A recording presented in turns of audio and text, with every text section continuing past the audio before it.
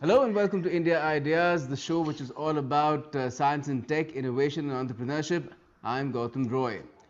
Today we're talking about clean tech for a better tomorrow because that's what it is. India needs to grow to meet the needs of its growing population, and it needs to do that sustainably, and that's where our clean tech startups are stepping in. There is one estimate that of all the startups that are being incubated in the country, about 20% of them are in some way involved in clean tech, in technologies that produce sustainable products and services. And we have some of them with us today to talk about, what is really the road ahead as far as clean tech is concerned. We have Akshay Vats with us, co-founder Eco Impulse, which goes with the tagline, making green greener by using robotics and AI to clean solar panels, and it also saves a lot of water. We also have Puneet K. Goyal with us, co-founder Blue Smart, which is India's first zero-emission all-electric ride-hailing platform and service. And we also have Mitesh Shah, co-founder Inflection Point Ventures, which is among India's fastest-growing angel investing platforms and has in fact invested in Blue Smart as well. Welcome to you all. First, just tell us about you and your co-founders. How did you decide to start your particular enterprise, take the plunge in the first place with this kind of a startup using robotics and AI to clean solar panels? How did you think of that? So it goes with a pretty long story, but let's keep it short and sweet. Wherein we came across this, where we came across this problem while we were in our institutes. There were many practicals that were happening. There were some BTech projects that were happening. So it was pretty hard for us to choose from one of them. But later on, we chose out that, okay, let's increase the efficiency of solar panels and how to do that. So there were many physical factors that we came across, and we found out that dust is the only physical factor that can be controlled actually. So you cannot control weather, you cannot control wind speed, you cannot control cloud impacts, but dust can be controlled, it can be cleaned. And later on, we found out that this is a huge problem, wherein just stating you a figure, if this problem is not solved at a faster pace, Indian market will lose more than 12,000 crore rupees by 2022, and that will increase to 20,000 crore rupees by 2025. Now, these are recurring losses actually. So we will have to start cleaning solar panels gradually, but also stop using water to clean them, because water actually harms solar panels and it reduces their shelf life because it causes scaling. Salt streaks are formed, cementation is occurring, and also due to improper cleaning where dust settles in the corner of solar panels while using water. So it causes hotspot that eventually kills the solar panel. So these were certain scenarios. When we did our market research, we contacted various installers and even manufacturers of solar panels. We finally concluded our research that we need to clean solar panels, but primarily without using water. Okay. And later on, we started developing our robotic solutions, and that too with AI-enabled software, so that we can clean solar panels of different sizes, shapes, and we do not depend upon installation factors actually. So these are our core, even USPs come across with these core technologies actually. Wonderful, wonderful. Sounds like a great idea, and I'm sure that it will have a lot of scope to grow as well, as long as it proves beneficial to the users, which it does seem Yeah. to be. But if I could now ask you, Puneet, in terms of Blue Smart, a lot of people would say that starting an all-electric ride-hailing service platform was a big bet because the market is hardly mature in terms of electric usage of electric mobility in the country, and the infrastructure is not just there at the moment. And you guys started at the beginning of 2019, pre-pandemic. Yes. So me and my co-founder, we have been in the clean tech space for the last 10 years. We built one of India's largest solar power plants, which were built in the circa 2012 to 2014. We decided that we want to now give the next 10 years of our lives after spending about 10 to 12 years in solar, in mobility. And before diving in deep, we did some research globally and in India, and we found out that I think the entire transportation space in India, in Asia, globally will ultimately shift to electric. So that was the first founding tenet on which we were building BlueSmart.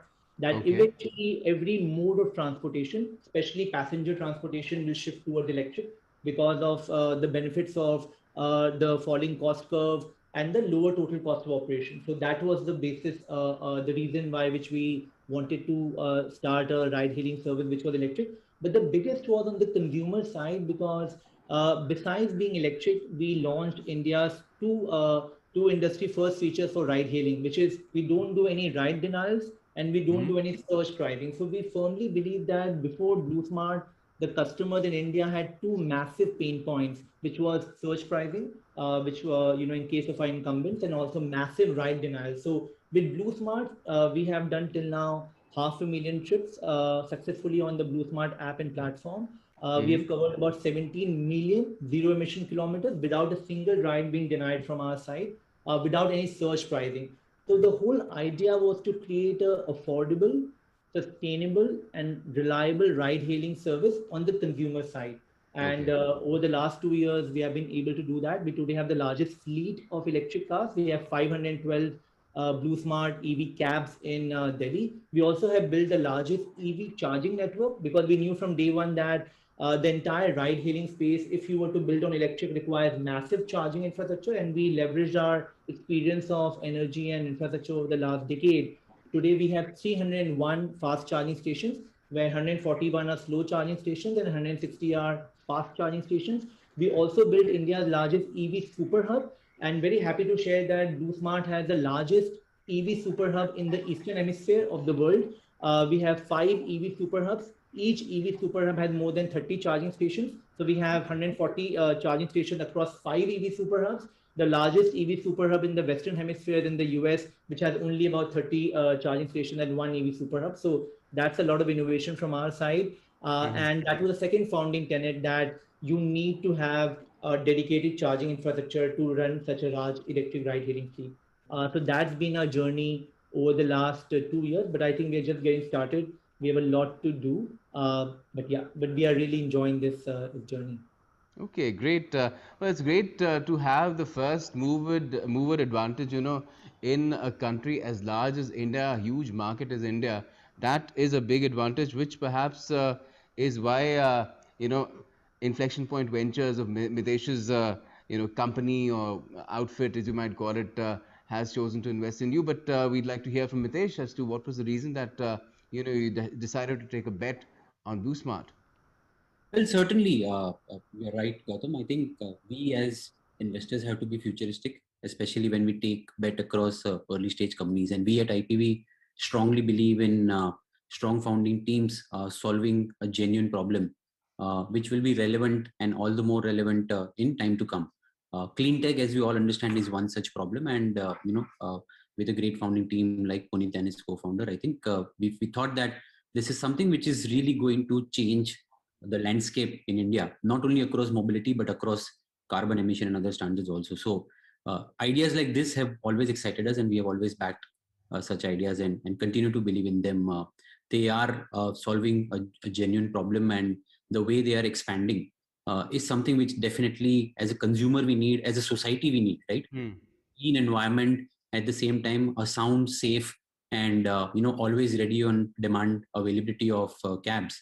That's what Blue Smart is doing, and that's what we are backing. So as an early stage investment platform, we will continue to back such ideas, and clean tech as a sector remains our prime focus. We have done multiple investment in this sector, apart from Blue Smart, and continue to believe in that.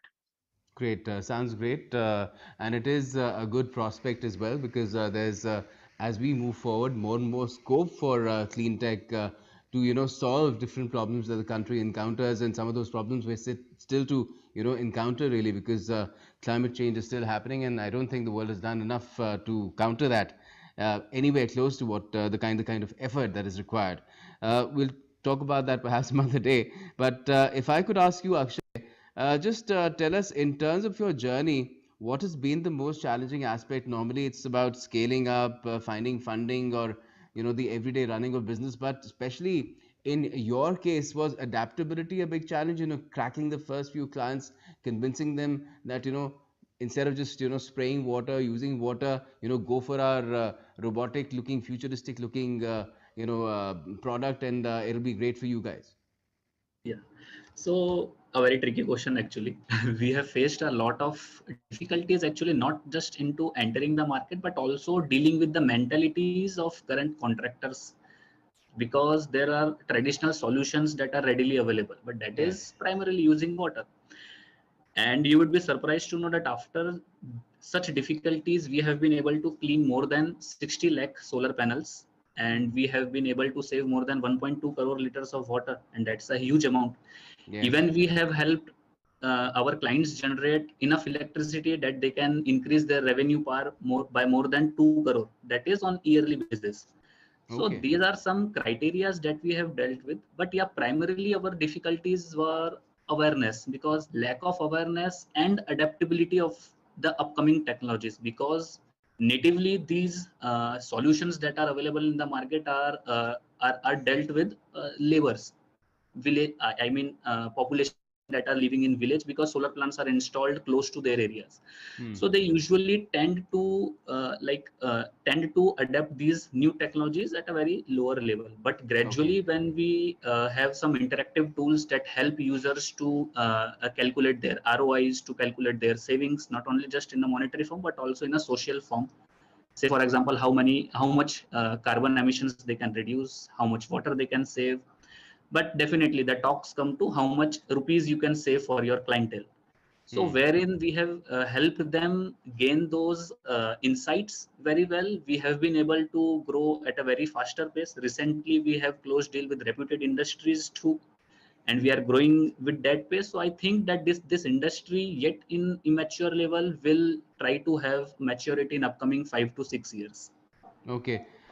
Puneet, tell me about the kind of challenges that you've encountered because A, one thing that we know for sure is that yours is a highly competitive space and there are big players in the business, both homegrown as well as from abroad, and they sometimes resort to deep discounting as well. What ultimately, ensures that your customer first comes to you, then stays with you? Is it just the things you do, or is it the higher call of zero emissions and all electric? Electric is obviously great for everybody living in cities like Delhi NCR, which today has a population of 46 million and equivalent to the population of Spain as a country. So obviously there's a massive challenge in terms of the pollution piece in Delhi and in Gurgaon. We all aware of it for the last 10 years, and it's only getting worse from here and not getting better. So yes, the new age generation, the new millennials, and the new people of Delhi NCR do understand and firmly believe that they have to shift towards electric. So that's obviously one great tailwind for us that they are using BlueSmart. But we are very, very customer centric and we are absolutely affordable. So we don't do any search. And for those reasons, we are about 25 to 30% cheaper than our competition. So an average 10-kilometer ride on the Incumbents platform, a 6.2-mile ride or a 10-kilometer ride on the Incumbents platform will cost you about $3.50 in Delhi if you're in Delhi NCR. But if you take a BlueSmart, an average 6.2-mile ride or a 10-kilometer ride will cost you $2.50. So we are Okay. significantly cheaper than a competition. We are much more affordable. And the whole idea was we learned it from, in fact, Delhi Metro. If you take a Delhi Metro at 6 a.m. in the morning, 6 p.m. in the afternoon, or 2 p.m. in the afternoon, or 6 p.m. in the evening, the price is the same. The price doesn't Yes. change. So we Yes. thought that why don't we It's just apply that your wait time goes up. You have to and wait longer to get on board. yeah. So why don't we apply the same logic to ride hailing? And even with BlueSmart, the price is the same. So as a consumer, if you use BlueSmart, you have exactly the same price at all different times of the day, which means we are much more reliable. And in terms of deep discounting, we are in fact much cheaper than our competition. So the consumers also believe that BlueSmart is a reliable and affordable ride hailing service, also electric. So I think these founding tenets really helped us to take that massive edge over competition. And these 500,000 chips that we did were actually customers of our competition, which were using our competition for the last 10 years. In Hmm. fact, gladly shifted to BlueSmart because they got a reliable service, they got a more sustainable service, and they got a more affordable Okay. service. So for these reasons, Okay. being customer centric allowed us to really get the heartbeat of the customers and the love from the customers. Wonderful. That sounds great. Hope that you build upon that further as well. But Mitesh, if I were to ask you, as a platform, a community of angel investors, what do you think are the prospects of the clean tech sector in India? Because right now there's a lot of emphasis on clean technology because there's a lot that needs to be cleaned up in the country, and we're growing at a very fast pace, and everybody is concerned about greenhouse gases, CO2 emissions, and the general uh, things that we see with extreme weather events. I think there is definitely a need, as we all understand, but uh, our perspective is that while clean tech is obviously the buzzword and we do care about environment and all, ultimately, like Puneet said, a customer really wants things on the ground in a way which satisfies him, right? It's ultimately the consumption of that product or service which needs to make sense while serving the community in terms of environmental cleanliness also. So environment Okay. is a big object, but at the same time quality is something that is very important, and gladly we are seeing that change happening with a lot of such new startups coming up like BlueSmart, where focus is balancing both environment at the same time quality, cost consciousness, and on-time delivery or delivery up to the standard that the customer expects. So I think these are the basic rules for any business, startup in particular, as long as they are delivering that and they are helpful to the climate as well. Yes, we all want our kids to live in a cleaner environment. At the same time, we want something as a consumer that kind of helps us and satisfies our needs. Okay, so the balance needs to be struck. That is very clear, and that's what you look at in terms of how any particular startup really serves the customer's needs in terms of the service it delivers, the price points, and of course the higher calling then perhaps may come a Commercial, little later. it has to be a socio-commercial venture, as we put it, right? Social. Okay. Uh, Okay, okay. Just tell us, actually, in terms of what the government is doing. There's a lot of push on renewable energy. The target is now 450 gigawatts by 2030, and a large part of that will be solar. So there's a huge market potential for you guys, and yours is a customizable product as well. Uh, Slight price disadvantage, and are you working on that to make it more and more competitive? So you have a right question there, but the target that government has set up is like 450 gigawatt for renewables, and out of which around 300 gigawatt will be solar plants Solar. actually.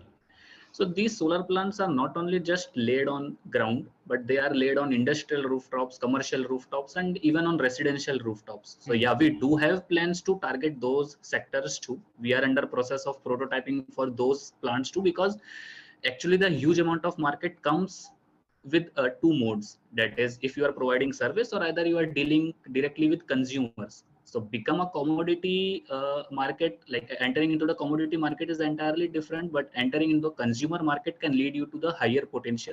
And even you can like bring on more reforms while operating in these markets. You can change the mentality of the of your users by operating in these markets, because after all, the climate change is, we have to deal with climate change actually, and it is like we believe that it is the right time to talk about generation capacity instead of just talking about installed capacity.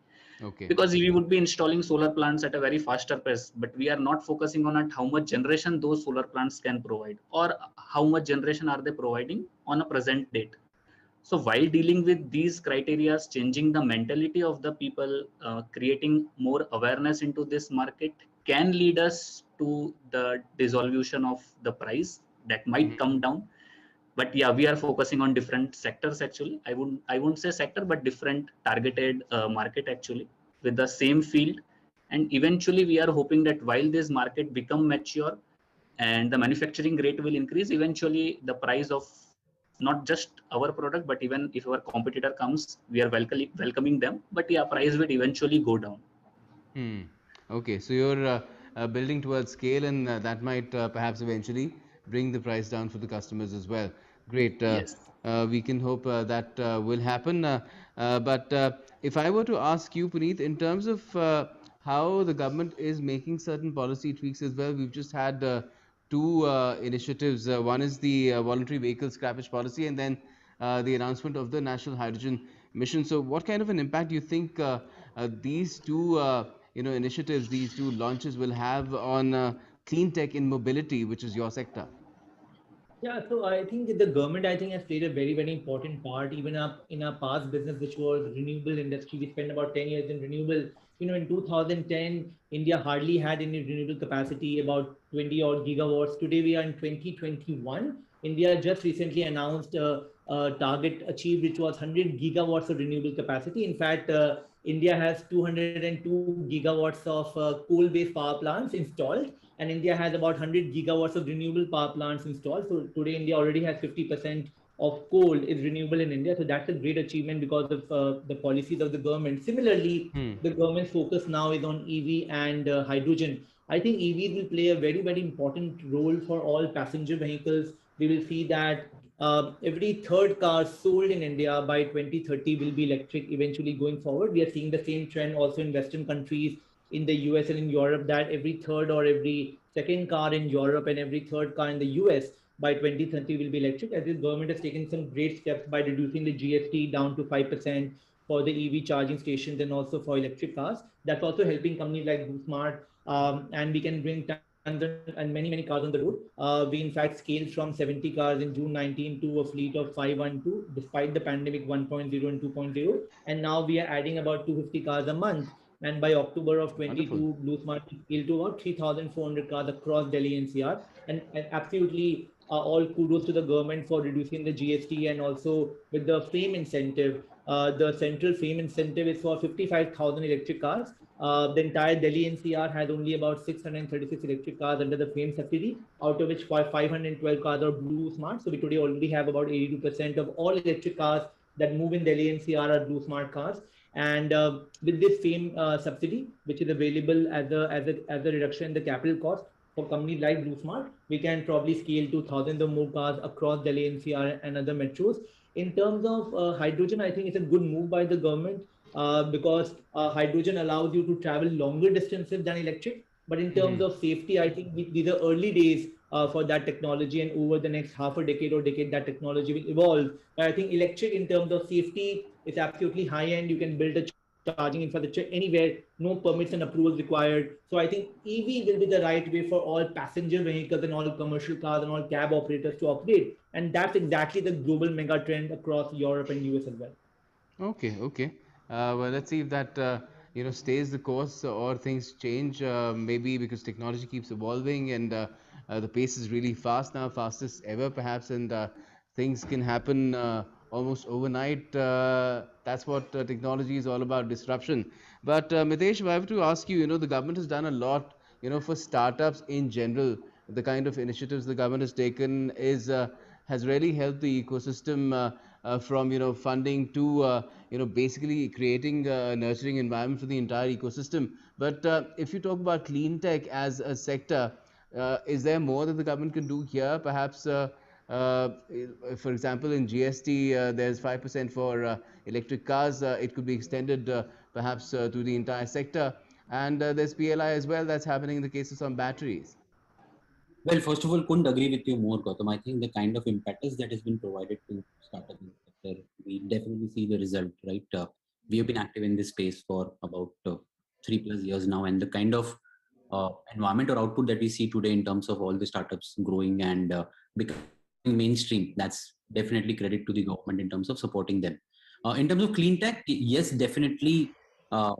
The initiatives have been taken. Some good steps have already been taken, like Puneet spoke about the GST on the EV and all. And you're right. I think if it can be extended to the entire spectrum, I think that will be good.